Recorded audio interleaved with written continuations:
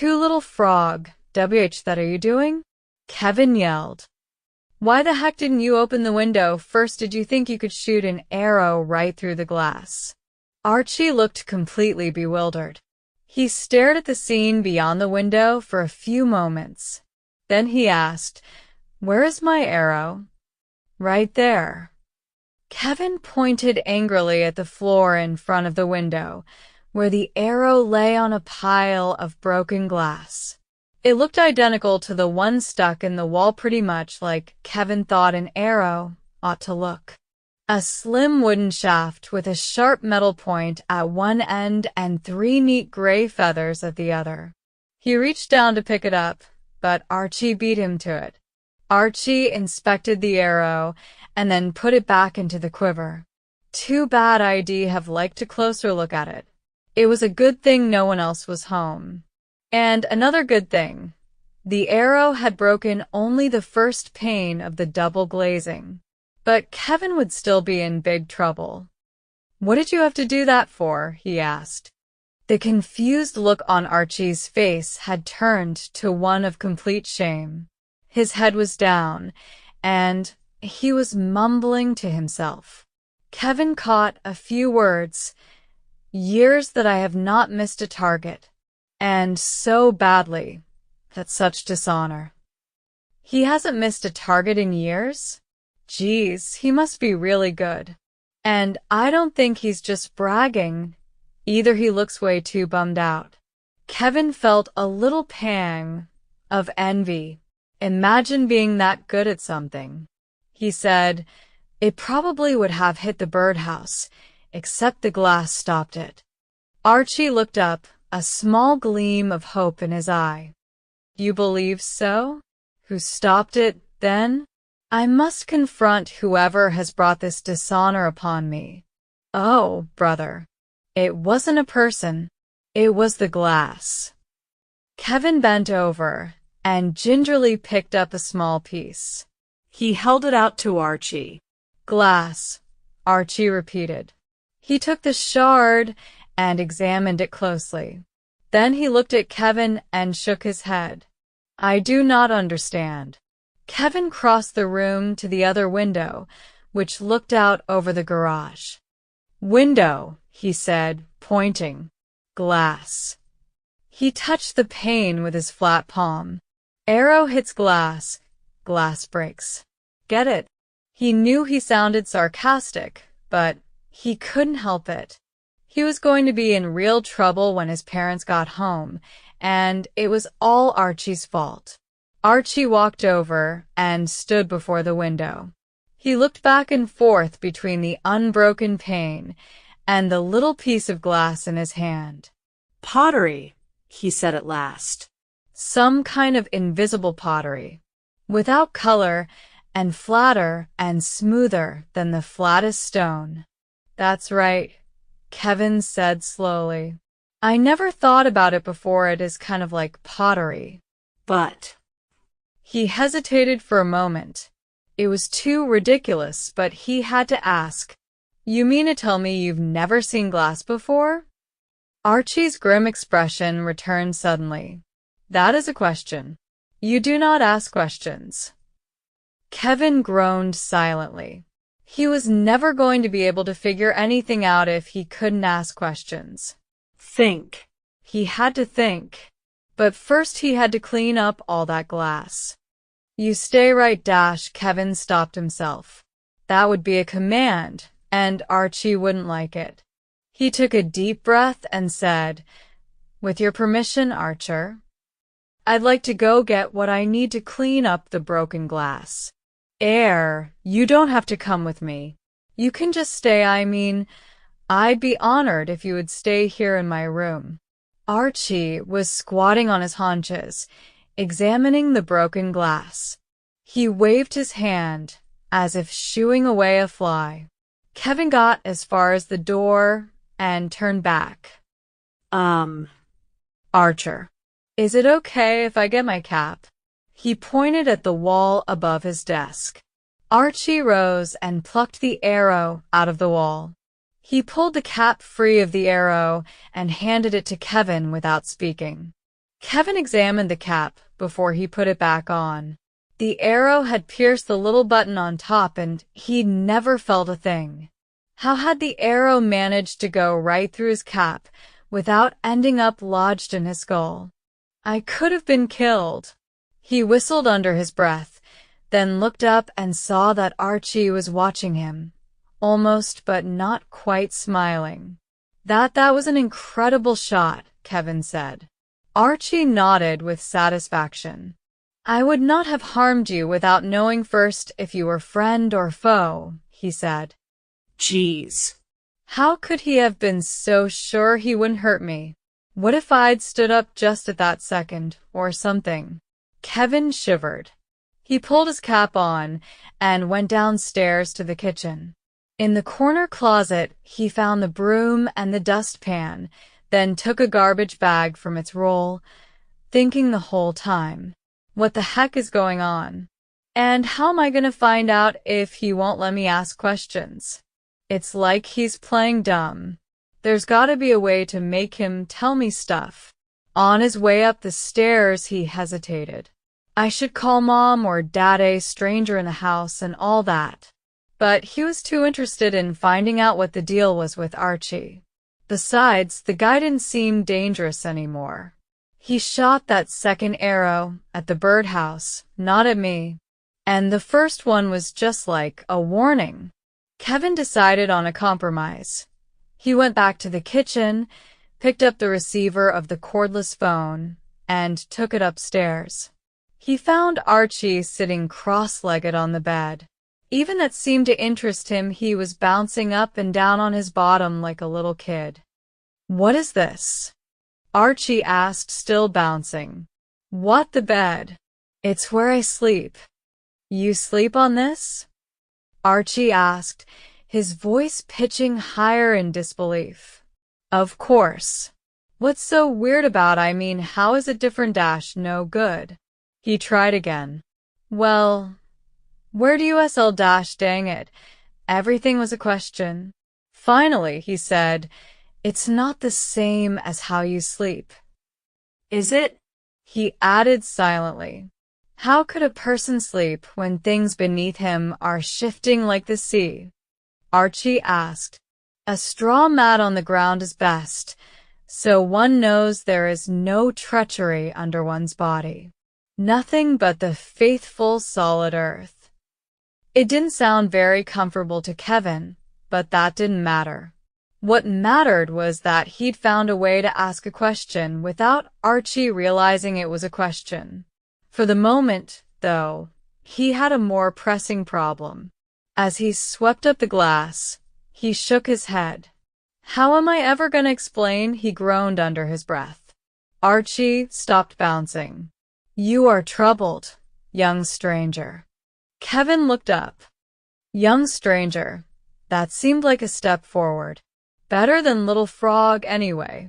The window, he said glumly. My dad's gonna kill me.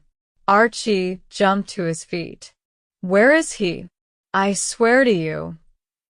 He will not even be able to lift one hand in your direction before my arrow finds its way into his heart. No, Kevin said, dropping the broom in a panic. He could see that Archie was serious. He wouldn't really kill me. I just meant he's gonna be mad. You're sure? Archie asked intently. You're certain he would not try to kill you? Of course not, it's just something people say. He'd never kill me. I'm his son. Fathers don't kill their sons, at least, not hardly ever. Archie looked solemn. He stared at Kevin for a long moment, then stepped toward the broken window. With one finger he poked at the few remaining bits of glass on the sill. My father tried to kill me, he said. Archie said nothing more. Kevin waited, his eyes wide. He felt as if there were question marks shooting out of his brain, like in the comics. But after a few moments, he went back to work just to have something to do. He swept up the glass, emptied it from the dustpan into the garbage bag, and tied the bag shut. He thought he should probably vacuum, too, but he'd do that later. Kevin had figured some things out by now. Archie had to be from somewhere really remote deep in the jungle. Maybe a place where there wasn't much technology.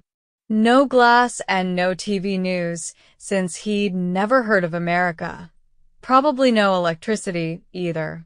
Kevin thought the vacuum cleaner would make Archie nuts. He might even try to shoot it full of arrows. Besides, Kevin wanted the room quiet. Archie was still standing motionless by the window, but Kevin had the feeling that he was getting ready to talk. He decided to help Archie along a little. He cleared his throat. "Your father tried to kill you. That must have been scary."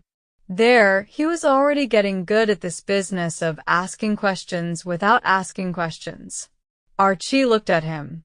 "It happened more than once," he said. "In truth, I do not remember the first time. I was very young, no more than an infant." "He tried to kill you when you were just a baby?" Kevin asked, too horrified to keep the question out of his voice. Archie went back to the bed and sat on it, this time without bouncing. He spoke slowly. "I was born a prince, son of the ruler of a Chinese province. At my birth, a fortune teller predicted that in manhood I would become a great leader. But I was not my father's firstborn son. I was not even second-born or third. I was the fifth-born. It would have broken the sacred tradition of our land if I were to become king. So my father tried to kill me. First he put me in a pen with wild boars. Fierce ones, with deadly sharp tusks. He thought they would gore me to death. But they did not. Instead, they lay down on their sides in a circle around me to keep me warm." "Wow," Kevin said. "That's amazing." "There is more amazement to come," Archie said. "My father was very angry when he saw what the boars had done. He had me taken from their pen and left in the forest at night, in a place where wild dogs roamed. He thought the dogs would tear me to pieces. When morning came, I was found playing with the puppies, while the head dog himself kept watch over me. My father tried one more time. He put me into an enclosure full of horses. Spirited stallions and prancing mares, huge beasts with great huge hoofs. He thought they would trample me to death. But they didn't," Kevin said eagerly. Archie looked cross. "Who is telling the story, you or I?" "Sorry," Kevin said at once. "Go ahead, please. It would be great if you kept going." Archie nodded. He thought the horses would trample me to death. But the stallions breathed gently on me, and the maras dripped milk into my mouth. They took care of me for a night and a day. When my father returned, he found me laughing and waving my hands as the biggest stallion knelt before me. "That must have made him really mad," Kevin said. "Worse than that, it made him afraid. He decided that heavenly spirits must be protecting me. So he let me live. But he was always fearful that I would take over the throne, so he had his men keep constant watch over me. My childhood was like growing up in a prison." He shook his head. "And all for naught.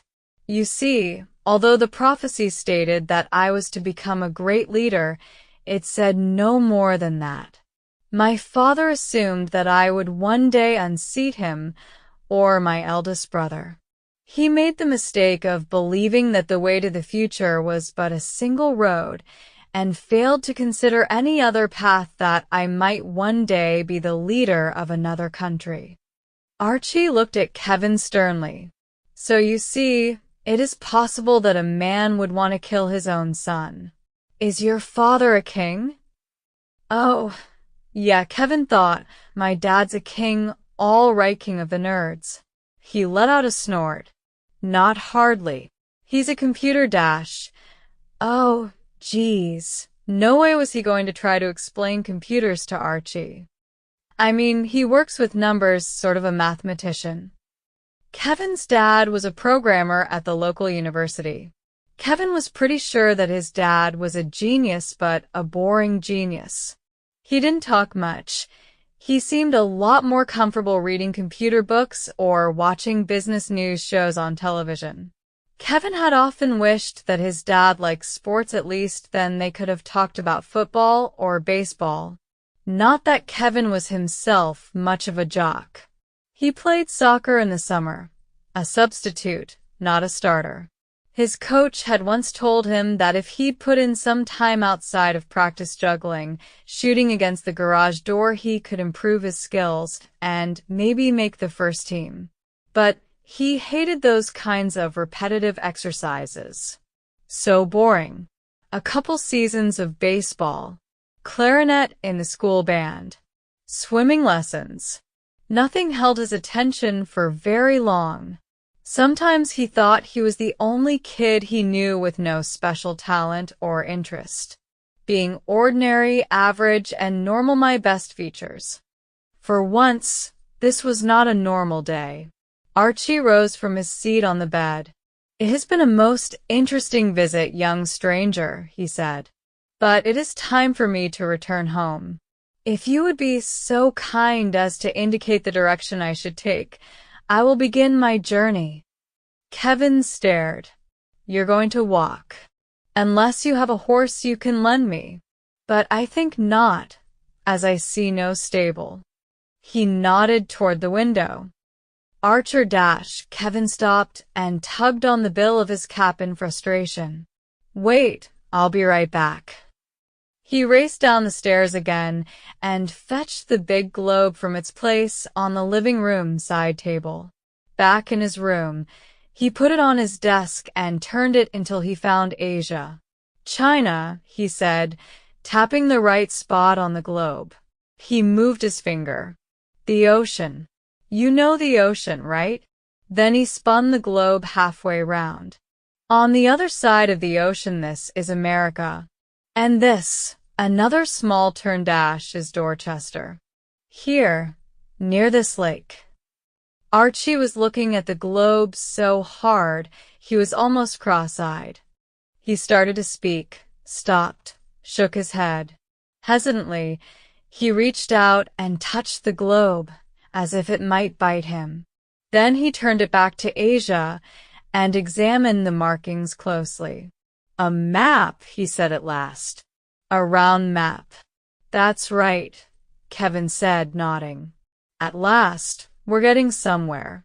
"I cannot fathom the mapmaker's reason for making it round," Archie said, "but it is clear he possesses some knowledge. He has drawn China, the land of my birth, as well as the kingdom where I now live, in its proper place." He touched a spot on the globe. Kevin leaned closer. "Korea." So that was it. Archie lived in Korea. And then, Archie continued, touching North America, a dream world beyond the Great Sea. Kevin groaned. He seemed to be doing a lot of groaning, but he couldn't help it. Archie was so dense. "Archer, please," he said. "You know you're not in your own country anymore, right? Everything's different. The glass, the bed, it's a different place. I know this place better than you do, and you're just gonna have to trust me when I tell you that you can't walk home." Archie peered at him closely for a few moments. "I do not know you well enough to trust you fully, but I shall indeed trust you in this instance. Tell me, then, how will I return home? I must go. My people need me." Kevin shook his head slowly. A plane ticket to Korea probably cost hundreds of dollars, maybe even thousands. He knew without asking that Archie didn't have that kind of money with him. And Kevin's own savings weren't nearly enough, not that he'd give Archie the money anyway. After all, he hardly knew the guy. Still, It was clear that Archie didn't belong here. Especially not here, in Kevin's bedroom.